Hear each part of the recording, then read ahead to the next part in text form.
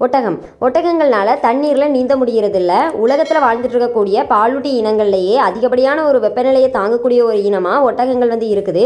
கிட்டத்தட்ட 40 degree Celsius வரைக்குமே இருக்கக்கூடிய வெப்பநிலையை இந்த ஒட்டகங்கள்னால தாங்க முடியுது.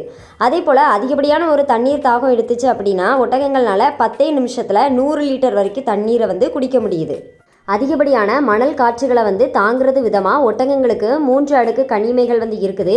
ஒட்டகங்கள்னால தங்களுடைய நாசி துவாரங்களை முழுமையாக மூட முடியுது.